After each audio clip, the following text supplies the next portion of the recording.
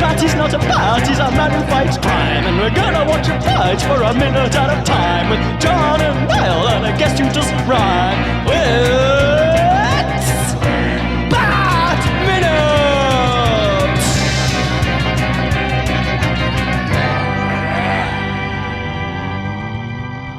Attention, citizens of Fair Gotham, and welcome once again to Bat Minute and Robin, the show that is always ready in our Sunday finest. I am one of your hosts, John Parker. And here to help talk about this bomb. It's me, Niall McGowan. Best dialogue in the movie. And we are joined once again by our resident mean girl. Not really. It's Liz Whitaker. I only have nice things to say about the dialogue in this minute. It's an improvement on the last minute's dialogue. It is. At least in delivery. Yeah. It is a true joy. I giggle every time. Bob. Bob. We'll get to it, but my favourite bit about it is he has to say it every time. Bob. Maybe part of his twice. like OCD. Bob. You know, when people have to make sure that they've definitely turned off that switch. He has to say bomb to make sure that in his head, I've definitely put it down. When I do a repetitive task, sometimes at work, I'll do, I mean, it's like scan. Well, from now on, that's what I'm doing. This is unleash your inner Bane. My job is nothing but repetition, working in a pharmacy. So I just put the tablet into the blister pack, put the tablet in.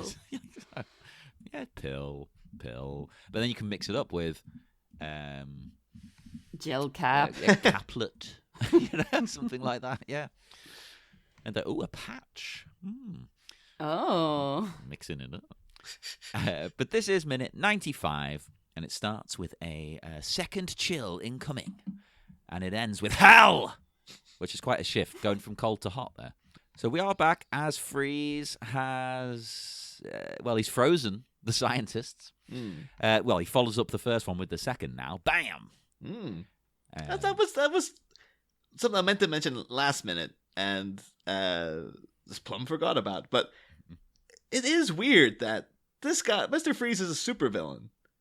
And yet, when he came in, like, Paul Michael Chan was like, who is this nutball? Would he not be like, that's Mr. Freeze, the guy who has been terrorizing the city? Yeah. Oh, well, no, it's because it's to show that he is so deeply entrenched in his science. He is one of those scientists who's just like, only lives and breathes for his own science. He doesn't know what's going on in the outside world. There you go. That would make it work. He was like, I've not thought about anything but this telescope for like 3 years. Yeah. True BNR apologizer over here. Hey, that's what we want around here. We're the defenders of this movie, me especially. It could be that as well. In editing, I remember this the other week, we were talking about when Dick Grayson's looking at the microfiche newspaper coverage of Ivy crashing the ball. It's the front page, and it's like, this lady showed up at the ball, not the ball was attacked by Mr. Freeze and Batman arrested him, which happened in the same night. It could actually be that, like, oh yeah, the press just hasn't covered Mr. Freeze. Well, yeah, the press is like, pretty lady or weird man with blue boob costume. Which one's gonna sell more papes? That might be for like the city's mental health. They're like, stop telling them about the supervillains. Like, they can't take it. They can't take it anymore. So like, if someone's attacking the city, talk about something else. Talk about something nicer. If you can only talk about attacks on the city when committed by hot ladies, because people can like disassociate from that. Instead of cool dudes. Oh yeah, hot ladies. There we go. I would be fair. There's a potential joke in that scene though of them, like the fact that she in everywhere. But in the fact that like that, that's what they covered in the front page of the news. But they don't draw enough attention to it, and there's other headlines that are about like actual news stories. So it's like, if all the paper said was all just about Ivy, and it'll be like, that's the pheromones because the journalists there are now obsessed with her, that would be a good joke, because it's like, yeah, every page is all about Poison Ivy. It's all they're talking about, even though all this other stuff happened. But they don't. If that was the intention, it's not evident.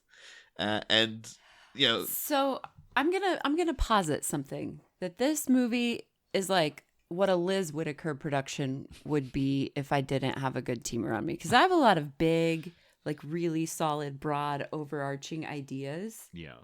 But one thing I'm not great at is actually like implementing those and turning them into a reality. If I don't have someone on my team around me that can kind of like, one, remember all of the random nonsense that just comes out of my mouth, and then pick out the ones that are good, and then also know how to translate that into reality. I feel like this is what happens in a movie like this, when it's like, I have all of these great ideas and it's going to set up this domino effect of jokes, and it's going to be bam, bam, bam, everywhere. Awesome, all the time. And then it's like, you give me a crew that doesn't get me and you get Batman and Robin. yeah. And that's the good thing. That's the thing. Like, it's parts of like in this minute, we've been commenting throughout that like Elliot Goldenthal's score is like excellent, but he's also like, he's putting in like sounds in the background that are like for a much more serious movie. Like there's scenes with Poison Ivy where her music's very unsettling, but she's doing something quite comical, and it's like, this isn't quite match. And it's even in this minute when like Freeze is going up to look at like all the diamonds, it's got that bit of that water phone in the background, and it sounds like something like very tense and evil is about to happen. And it's like, that is in theory what's happening, but Arnie's playing it so sort of lighthearted that it's like, it doesn't quite gel. Like the movie's too goofy to have the score in it, if you know what I mean. Well, it was going to be even goofier. Have you seen what's in the draft script? Oh, of course, we'll go. There's a whole extra bit here. It's massive, but basically when he says, "Who is this nutball?" Freeze, turns him into ice, and he's like, "That's Mr. Nutball to you," and he's like, half a set of bookends.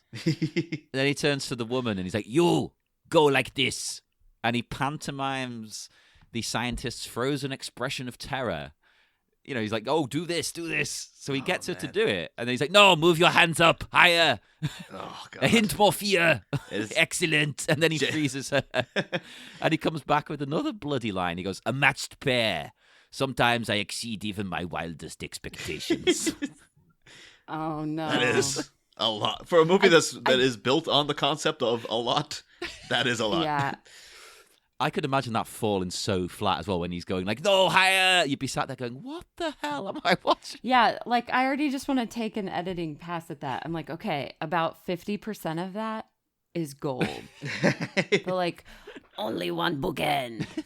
Okay, you go like this. And then when she does it, he freezes her immediately. And then he goes, "A matched pair," and that's it. That's funnier right there, yeah. Yeah. Yeah. I mean, there's little things like, well, one, they missed the joke there of like, "Oh, who is this nutball? You want to get nutballs? Let's get nutballs." Like, there you go. Oh my God, tying it into the first one. But And then I just want it to do that and then have like rave music start playing. Yeah. and then like, "Oh, the Let's party's get on back at the nuts!" observatory. Everybody goes back in." I was going to say it's a bit late in the 90s for that, but didn't it hit America a bit later, the rave scene? It did, So, yes. Yeah, maybe, because here it was like, when did it become a big thing? It was like 92, something like that. Yeah, it was the late 80s, I'd say, almost. It was Maybe, like, yeah, maybe. the acid house, Yeah. kind of Madchester that kind of morphed into the rave scene. But then it's another minor joke here that someone's put a lot of effort into, and I've only just noticed it by having the frame frozen on it, ironically. But when she's looking at like her partner frozen, they've actually gone to the effort of his glasses are flying off his head, but they're frozen midway. Yeah. And that's a nice little touch, but you don't, unless you literally freeze framed it, you'll never spot that as a joke. It's like, that's a good thing. Have a close up on him. Show the work that's been done. Well, think back in the 90s as well. Most of us saw this on VHS, I know. I think both me and you did see it in the cinema now, didn't we? But Oh yeah. Most of your viewing was on VHS. There's no way you saw that on a tape. No, there's no way I was on Blu-ray if I wasn't covering this movie minute by minute. Like that's the problem. But Yeah.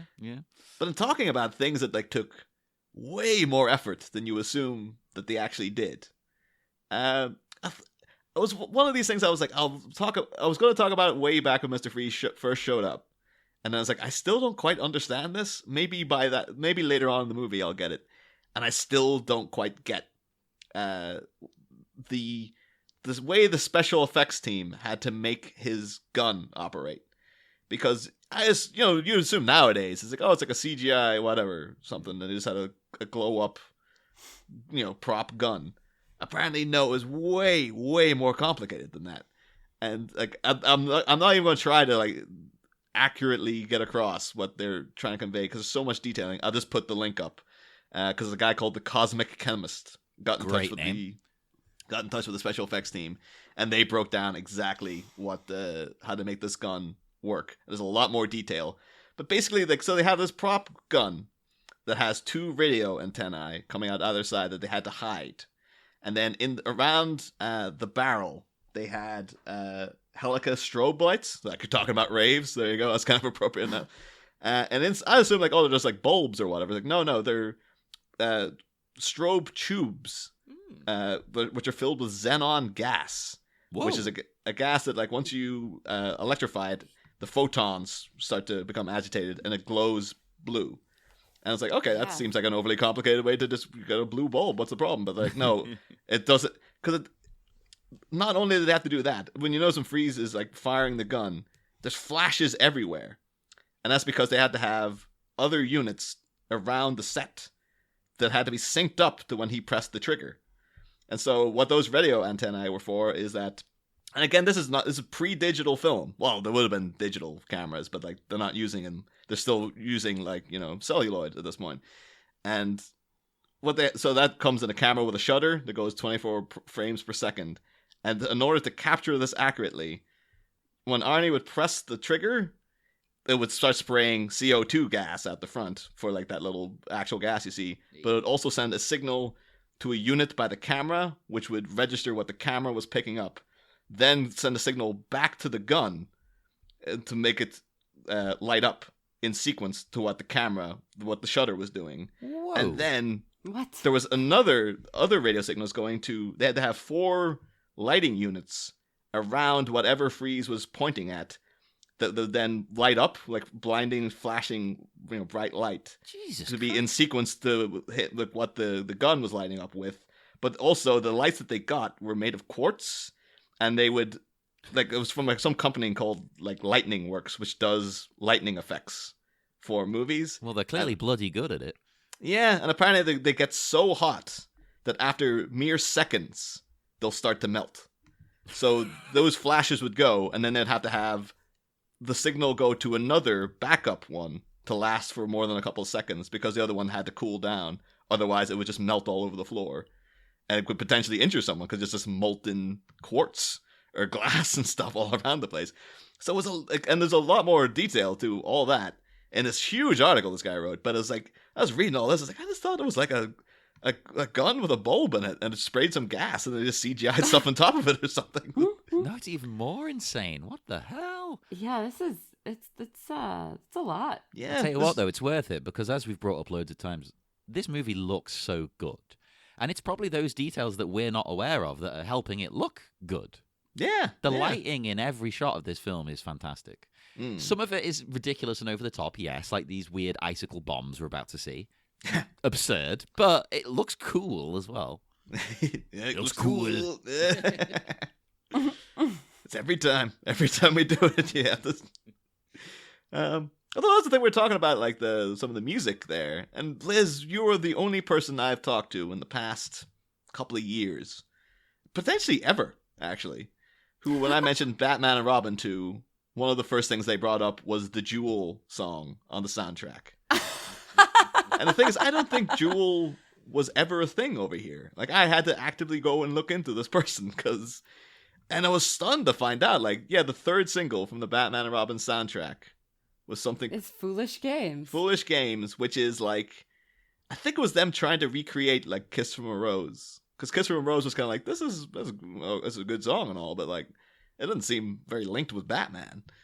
And this is the same deal, where it was like a single, looking into it, like, well, actually, Liz, you tell us what you know of Foolish Games, because Jewel, apparently, it never got a release over here, so it was all new to me. Well, same. I had the Jewel album, and I did enjoy Foolish Games because it's like moody and sad, and I, was a moody teenager. Weren't we all? Don't worry. Yeah, I fancied myself a moody teenager, and I really enjoyed this song, and I thought it was super cool that I liked it. Like, I thought liking it made me super cool. But it was also like a really weird song to hear on the radio because it doesn't ever pick up. It's like unrelenting in its melancholy. Oh, okay. Yeah, so you can imagine like listening to it on your headphones, but not, like driving in your car. But yeah, like it would come on the radio and my mom would change it because she was like, what is this? And I'm like, no, change it back. I get that though. Like radio listening is a different vibe. Mm. To listening in, when you sat on your own, putting music on. Yeah. It isn't. It's all sad piano. It's just her and a piano. And it's just. I tried to listen to it in the car by myself yesterday. I was just like, no, what? No. It's the wrong atmosphere. That's the thing. Yeah. Was it because you're coming on the show? You're like, oh, gotta get Foolish Games going, get it cracked up. I mean, I did. Yes, I was like, I want to make sure that is the right, that I've matched the right song with the right movie. Well, that's such a strange thing is that, yeah, it doesn't suit this movie at all. I don't think it's way too. It's really like they were trying really hard with this movie to capture my demographic. Like they were really going for it with capturing, the like teenage girl with this movie. It's because they obviously have the Smashing Pumpkins single, which we'll be talking about when it actually is played over the end credits, which is also kind of like it doesn't really suit the tone of this movie in particular. And then this one, much like Kiss from a Rose, where apparently Foolish Games was originally released as a B-side to another song, and the kind of word of how good the B-side started spreading. And so it like prolonged the life cycle of that single because it ended up in like, it went down the charts and then went back up because people were buying it because they heard about this great B-side that was on it. And then Jewel, who was just like a kind of Leanne Rimes type, she's like, oh yes, blonde woman singer. She's older than Leanne Rimes. She like lived in a van in Alaska. And would like just play open mics or whatever. She didn't like, because Leanne Rimes is sort of like Nashville breeding, but Jewel is just like a person that somehow got discovered, like got a record deal somehow. But yeah, she, because as you're saying, like it's an odd radio song. She actually had to re-record Foolish Games. I think it was the B-side to Who Will Save Your Soul was the original. Yeah, that sounds right. And then so it was kind of like, the song was getting a bit of buzz already, and then Joel Schumacher asked her to re-record a version for the soundtrack. That was going to be my big question at the end of this. Is the album version of the song the same as the one in the movie? It's not. It's not in the movie at all. No, not in the movie, on the soundtrack. But so then she does that, and then it comes out. That's the most baffling thing. It was a huge hit. It was like number 2 in the charts for like forever in America. All in America, and it's got like one of the registers like one of the highest, the longest running chart durations because it was there and it wouldn't go away forever. basically. And Because teenage girls are ravenous. but it's so odd that it didn't get a release over here at all. Like, no, I'd never heard of this person. I'd never heard of the song. Didn't know anything about the Foolish Games biz. But For some reason, they've always kind of considered the two music markets very different, even though, like, say, the film market is largely the same. Music seems a bit more difficult to cross the boundaries for some reason. You know, like, loads of our big bands try and make it in America, and they never do. You know? yeah.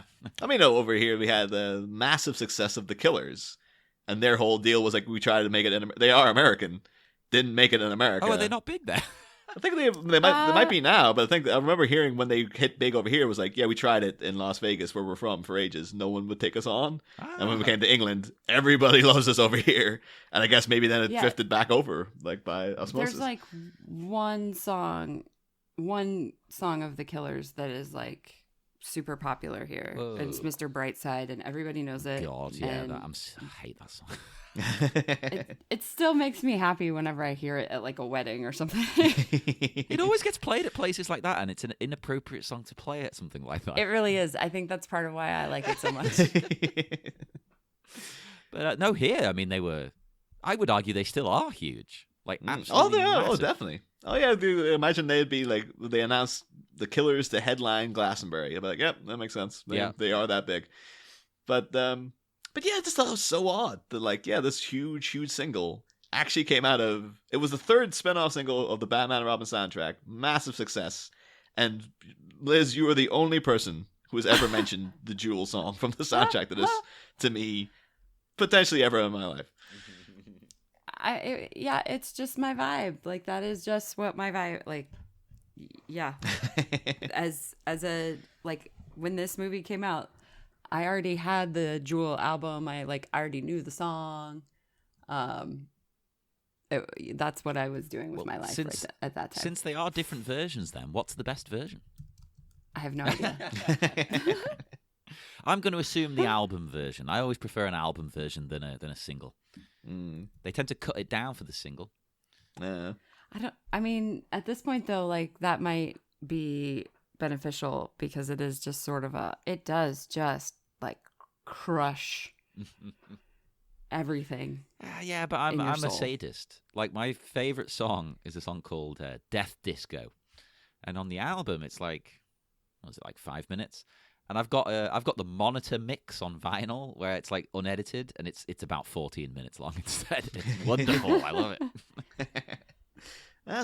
Sometimes you just like a good mope. That's always like, I'm the Morrissey fan was ex-Morrissey fan kind of over here. Yeah, that's a difficult thing to say, isn't it? Yeah. That's kind of after the whole last minute. Like, you're never a former Point Break host, but you're like, oh, you can't be a former Morrissey fan. Like, well, me saying about Death Disco, that's my Public Image Limited. You know, John Lydon, the singer. I mean, lately he's upset me. He's a terrible person now. Yeah. So I feel your pain, Niall. I feel it. I think it's everyone. You just have to assume any celebrity over the age of 50. Probably just write them out. Just kill them. Yeah. Just assume that something bad is going to happen. but anywho, so then when we got Bane planting some bombs around the place. Bomb. Oh my god, that it makes me crack up. I cackle every time. And why do they look like icicles? I don't know. Bomb. Is this a thing that Mr. Freeze had pre-made already? I don't know. But then his stuff was all raided from his hideout. Did he have a second hideout, I guess? Or They look so plastic and like a light you would have in your room as a teenager or something.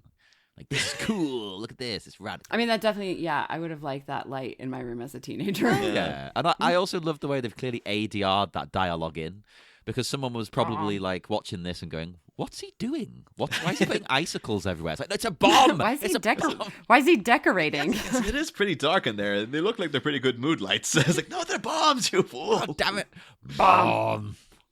Every time it says, I keep thinking of Sex Bomb though in my head. Yes. I hear bomb. like, I hear bomb. It just comes in. It's like Groot. All he can say is bomb now. He's the OG Groot. Bomb. Well, actually, I was reading in the making of book. They have an interview with Jeep Swenson, the guy who played Bane here, and it's just one of those things where he's like, again, he's he's making it seem like much more than it is, because he's talking about like the influence of mice and men on Bane, and like What? No, I he's can't like, get oh that. yeah, He's like a Lenny. yeah, he's saying like, yeah, this is like, oh, it's I've invested a lot of John Steinbeck in the performance. Like, he really goes into trying to like making himself seem like I'm a proper actor, yeah. And it's influenced by the relationship between Ivy and Bane is Lenny and George of and Mice and Men. Also, on the side, the first ever filmed version of A Mice and Men starred Burgess Meredith, who played the Penguin. I've only seen the thingy one, the famous one. Gary Sinise and Gary Sinise, yeah. John Malkovich, yeah. That's the only one I've seen. It was because school made me watch it. Yeah. It's one of those classics. It's just like, yeah, but most people only know like a lot of John Steinbeck now just from school. Yeah, we did have that poster of that movie poster hanging in my high school There you English go. classroom. See, I passed the test about the book just by watching the movie. I never read the book. Apparently Oswald's not happy about it. How dare you cheat the system? I passed the test. Yeah, but just like, in the making of though, just because he mentions this and then it says, "Hold on a second, Bane discussing John Steinbeck? Of course, Jeep Swenson defies typecasting. He's the quintessential gentle giant, and the fact that he can screw your head off with a flick of his wrist is utterly besides the point." Which is the way like, this actor talking about John Steinbeck. He's an actor. Although at one point then he does say Joel Schumacher just then, when he said, "I want you to play his part," showed him the comic version of Bane, and he's like, "Oh, I get this character instantly." It's like the version of Bane in this movie is nothing like the version of Bane in the not comic. even slightly. Unless the he only was going similarity is the luchador mask. Unless he was going around just like he actually is pontificating dialogue behind the mask the whole time, and he's like coming out with all about his schemes to break the bat and all this kind of stuff, and they're like, "Cut it, dump ADR. it, get all." There's ADR him saying "bomb" over and over. Mom. I like a wordy Bane because it's more like the book Frankenstein monster. Because in the book the monster, I hate calling him the monster. What should we call him? Frankenstein's creation. We call him the creation. Yeah. I think in the book they call him the creature. Don't they, Creature, the whole the time? creature. I couldn't remember, but he's very wordy. He's very chatty. He's a learned man. Well, you could get the best of both worlds of have this iteration of Bane, but give him the Tom Hardy dialogue. Yeah. I can imagine Frankenstein's creature talking like Tom. Like that would actually explain why Tom Hardy's talking like that. If he'd doubled down on that and made his Bane more monstrous, I think that actually would have been really cool. Yeah. That was my personal headcanon excuse as to why he's talking like that. Like you could say that maybe the monster's got a different jaw to the rest of its skull, and that's why it articulates very oddly, something like that. In my head, it was like Bane's like that because apparently he got attacked in the pit, and maybe it messed up his face, and so he had to learn to talk, but his mouth's all messed up. It sounded like a posh old English man. Okay. We get Tom Hardy in to dub if I can find footage of Tom Hardy saying "bomb," and there's Bomb. bomb. Bomb. He's bound to say bomb in Dark Knight Rises. This whole thing is bombs. In that Well, he movie. plants a bomb. That's his mission. Yeah. He might be pretentious. The explosive device. Just say yeah. bomb. No, he would say explosive device. There's no way he'd say bomb. That's too uncouth. He's very posh. But yeah. So then Freeze elevates himself up to this very expensive looking section of the telescope, where it's like it's all laid out with identically sized diamonds, which is impressive in itself. Yeah, I don't know where you get those, or were they cut? Out of a lab. They're lab created diamonds. Apparently, that is the future of diamonds. Yes, we don't do blood diamonds anymore. Yeah, they're trying to grow them in a lab. That's create them in a lab. That'll be No, I mean they basically do grow them. I think. Oh, do they? Oh. that'd actually be a good point to bring up for Bruce Wayne if he was doing that. It's like because Ivy's whole thing's like, "Oh, Wayne Enterprises, polluter of the planet." And Bruce Wayne turned around, it's like, "No, it has nothing to do with my company. Like we don't even handle blood diamonds. We grow our own." Like that would be like, "Oh, there you go. That's Bruce Wayne." That's I don't think that was possible in the 90s, though. It's a new thing, isn't it? Well, probably not. But for science fiction purposes, I guess. Your alternative back here was like a cubic zirconia. Yeah, Which is the fine. world's largest cubic zirconia. I mean, just get a cubic zirconia. Screw diamonds. And this reference may be Lost the New Liz, talking about Jewel didn't make her way. Oh, Jewel, Diamond, didn't make her way over to this side of the pond. What this reminded me of, John, was it was like a giant version of in the Crystal Maze. At the end when they go into the Crystal Dome and Richard O'Brien would have a whole table set out of the crystals. Yes! And they were sat there like in front of them. Yeah. It's like a giant version of that. Like, and then weirdly enough, in tying into everything in this movie keeps going back to the Rocky Horror Picture Show. Mm-hmm. Of course, that was hosted. Richard O'Brien created the Rocky Horror Picture Show, hosted the Crystal Maze, and I remember when initially hosted. Of course. Now Richard Iowati doing it these days. Well, and you're missing Ed Tudor-Pole. Yeah, that's... Don't you dare insult. I met Ed Tudor-Pole, and he was a very lovely man. That's because you're biased now, John. You would have hated him before. No, he's perfectly fine host. He's just not Richard O'Brien. Yeah, I think that's the only problem is you're comparing him. Yeah. But I think when the Time Warp radio people are on, I think I mentioned there's a bit in over at the Frankenstein place. They show you Frankenfurter's castle. Yeah. And it's got a crystal dome in the back. Dome. And then they were like, that's the same structure. Like he lifted it for the Crystal Maze. So so he recreated. It's like, no, that's the actual. They took that out of the building. Oh, I didn't know it was the physical one. Okay. Yeah, and then they used it here. And of course, massive fan of the Crystal Maze I am. And my 30th birthday went to a Crystal Maze recreation that they had in Manchester, and that was the same day that Adam West died. Weirdly enough, so you killed him. Remember, we were getting all geared up to actually start airing the show around that time as well. So the first season of Batman was all around that era. I was devastated I missed that Crystal Maze thing, because American listeners, it's one of the greatest game shows ever. It's amazing. I mean, it's Richard O'Brien from Rocky Horror hosting a game show. I'm genuinely stunned it didn't go over to America. I don't know why it wouldn't have. It has mass appeal. I don't know. Yeah, you could even get you could do an American version with an American host. It's kind of like what would you say? It's kind of like Takeshi's Castle or something like that. Yeah, but you have to collect crystals and stuff. It's at the a bit less silly, as in the games in Takeshi's Castle are deliberately designed to just make you lose. Yeah. Whereas Crystal Maze is at least fair. Yeah, but then that got me thinking, because it's all very like the Crystal Maze, and then I remembered, and I've sent a link in the chat there, so you guys can see if you're interested. In the Nightfall comics, Bane has an entourage. It's not just a guy by himself. He's got guys he hangs out with. One of them's called Trog. One of them's called Bird, and he has a falcon that he uses as a weapon. And another guy's called Zombie. And that's a picture I've sent of Zombie, John. It's Richard O'Brien. It looks exactly like Richard O'Brien. To the point I'm like, it must be based on Richard O'Brien. There's no way. It's so similar. I see it. I'll post it in the Listeners' Cave and on Twitter and Instagram. I would have done him in on the Crystal Maze. He'd often wear a leopard print teddy boy jacket. I'd have done him in that.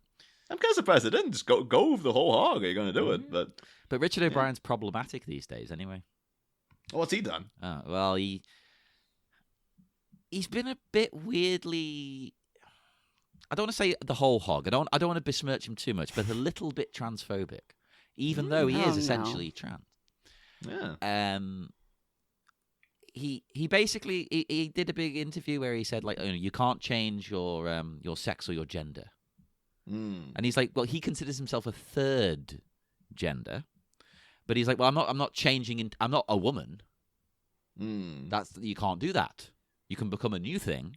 And it's like, well, okay, you should probably keep quiet about this. That's very much the don't dream it, be it. Mentality of the Rocky Horror Show. I don't like that at all. It probably is just, he's old. He probably doesn't get a lot. I feel like it's something he didn't feel was available to him when he might have wanted it. Yeah. And it's one of those things where it's like, I feel like a lot of it is you kids, you're not suffering the way I had to suffer. I think that's what it is. What your experience is not valid. Because he went through crap. Because he's someone who he takes hormones, but he's like, well, I'm not a woman though. I'm a third gender. It's like, you kids, you can't just say you're a woman. No, that's not possible, because I couldn't do that. But then what does he make of the whole gender spectrum then? He's just like, oh, they're making that up, but I'm not making up what I'm making. I think that's kind of what he was implying. Yeah. Oh it's my like, God. But at the same time, I don't hold it against him too much because it's like, yeah, he's old. He doesn't get it. Like, whatever. Yeah. Just be quiet. Well, just take the good with the good work he did with the Rocky Horror Show and Crystal Maze. He's done a lot for people in other ways, so cut him a little bit of slack. Again, talking about Bane's entourage though, because of course you had Zombie, who was just like this guy who was good with knives. He was a surgeon and stuff. They had that guy Bird in the comics. Bird. And I was reading the Nightfall novelization for research purposes, and one of the biggest thing I took away from it is that Denny O'Neil wrote that, and for some reason in that book, Bird keeps calling Bane Magic Man. Like it's his nickname, Magic Man or Magic, and it was the most frustrating thing I've ever, because it's like you're waiting for Bane to flip out on him. Like he's just always like, Bane will be glowering about something, and he's like, "Hey, what's up, Magic?" It's just like you're waiting for the second he's going like, "Will you stop calling me Magic for Christ's sake?" And even though I'm English and I knew nothing about these particular American things, I just keep thinking of Magic Johnson. Yeah. Okay. It's early 90s, so it's maybe the nickname Magic was just in the air. A bit like the way I absolutely loved Uncle Juice in that OJ thing. Oh, yeah. I'll never betray you, Juice. But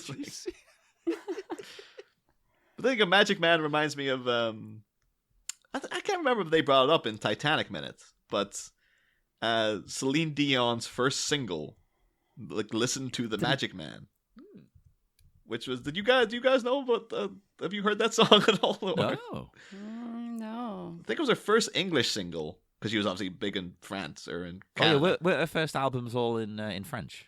I think the single was originally in French and then re-recorded to English, but it was the spin-off single of a movie called The Peanut Butter Solution, and it's the most bizarrely terrifying kids movie I've potentially ever seen. Like it's one of those things that stays with you, because the basic plot is like, this kid sneaks into a house, he sees ghosts, and they frighten him so much that his hair falls out. That's what happened to me. That's why I'm bald. And then the ghosts sneak into his house one night to make it up to him, tell him how to make a solution, which is the main ingredient is like peanut butter, to grow his hair back. But his hair keeps growing, it won't stop. And then his evil art teacher kidnaps him and all the rest of his class, because he's found out that the hair is perfect to make paintbrushes with. And then there was a spin-off single by like baby Celine Dion. So it's a very catchy, jaunty little song called "Listen to the Magic Man," which is about the villain, which is weird. And like, it's Celine Dion, but it's her when she's like 15.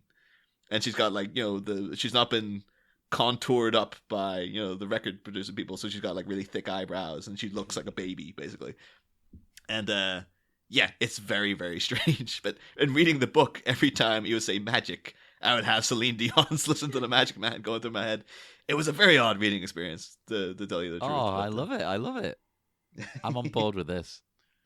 But that song is quite good, actually, I will say. So, but I would have thought they would have brought it up in Titanic Minute, because it's like, she had the big spin-off single for Titanic. Maybe they did. I mean, I listened to every episode, but that was a while ago now. I did too. Yeah, I haven't. But you were on it, Liz. I don't feel like I don't feel like they spent a lot of time on Celine Dion. Nah. For better or worse. All the time not talking about the events of the minute. And what kind of reckless podcasters would do that? Yeah, you got to be focused, goddammit. Never ever go on tangents. Focused like a laser. And hey, there's a laser in this minute. Hey. We get a great line from Freeze as well, where he goes, "If revenge is a dish best served cold, then put on your Sunday finest. It's time to feast." Love it. Love it.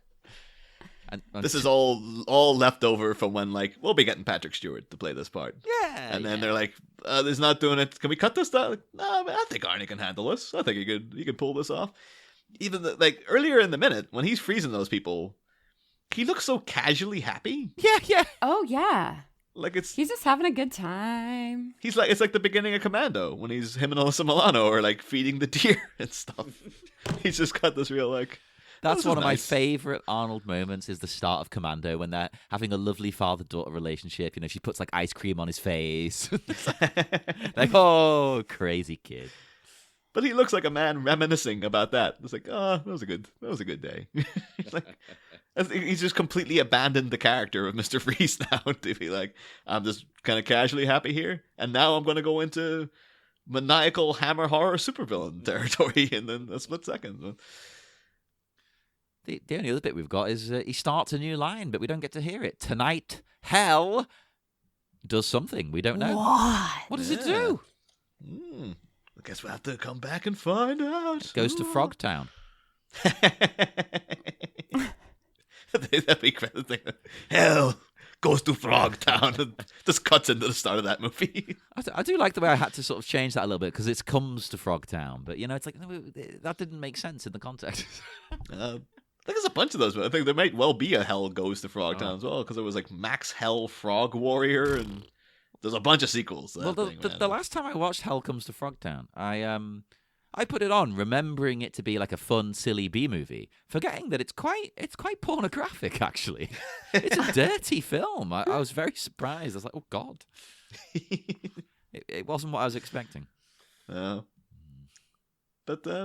But yeah, I think no one else got anything for minutes 95. Had to double check there. Nope, noted out. No. We will head off then into the dark night. So join us again on Friday, Bat Minute listeners, for more exciting action and minute 96. Believe it or not, 96 follows 95. See you then. Next time, only Major Domo on a motherboard. A notoriously numb knave nears giving Gotham a glaze, while a wily Wilson works her way into Bruce Wayne's cave. But as the antecedent chair sashays into the secret sanctum sanctorum, what artificial intelligence will be imparted by the man as master of decorum? We are totally bugging about a debugged butler on Friday, Bat fans. Same Bat pod, different Bat minute. We'll be back.